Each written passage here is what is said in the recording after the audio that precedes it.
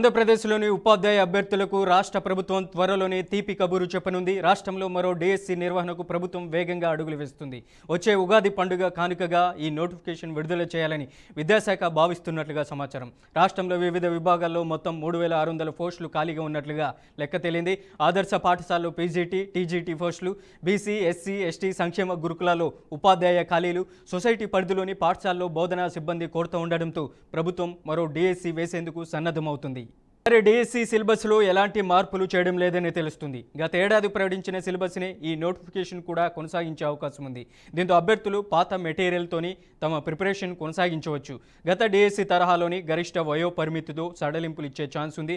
General అభ్యర్థులకు 44 ఏళ్లు, reservation అభ్యర్థులకు 49 ఏళ్ల వరకు అవకాశం ఉండవచ్చు. ఈ నియామకాల్లో కూడా టెట్ మార్కులకు 20% వెయిటేజ్ ఉంటుంది. మిగిలిన 80% మార్కులు డిఎస్సి పరీక్ష ఆధారంగా ఉంటాయి. ఈ పరీక్షను కంప్యూటర్ ఆధారిత పరీక్షా పద్ధతిలోని నిర్వహించనున్నారు. ప్రస్తుతం జిల్లాల వారీగా రిజర్వేషన్ల ప్రకారం రోస్టర్ పాయింట్లను సిద్ధం చేసే పనిలో అధికారులు నిమగ్నమయ్యారు. ఈ ప్రక్రియ పూర్తవుగానే ఆర్థిక శాఖ అనుమతికి పంపిస్తారు. నోటిఫికేషన్ విడుదలైన తర్వాత పరీక్షకు కేవలం 45 నుండి 60 రోజుల సమయం మాత్రమే ఉండే అవకాశం ఉంది.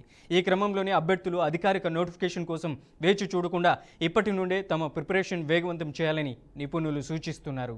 ఓకే మనోజ్, ఆంధ్రప్రదేశ్ రాష్ట్రంలో కొలువుల జాతర ప్రారంభంగా చెప్పుకోవచ్చు.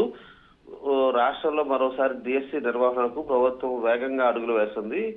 వచ్చే ఉగాది పండుగ కానుకగా నోటిఫికేషన్ విడుదల చేయనున్నట్లుగా కూడా సమాచారం అందుతుంది. రాష్ట్రంలో వివిధ విభాగాల్లో మొత్తం 3600 పోస్టులకు పైగా ఖాళీలు ఉన్నట్టుగా కూడా తెలుస్తుంది.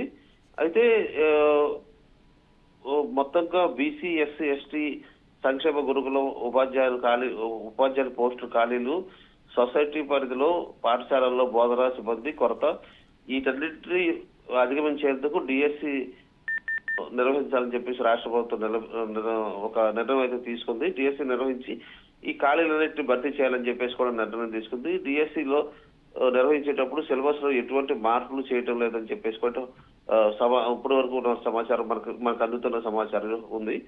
గత ఏడాది ప్రకటించిన సిలబస్ ని ఈ నోటిఫికేషన్ కూడా కొనసాగించే అవకాశం ఉందని కూడా మనకు తెలుస్తా ఉంది. ప్రస్తుతం అభ్యర్థులు పాత మెటీరియల్స్ నే తమ ప్రిపరేషన్ వాడుకోవచ్చు అని చెప్పేసి కూడా ఒక సంకేతం అయితే అందింది.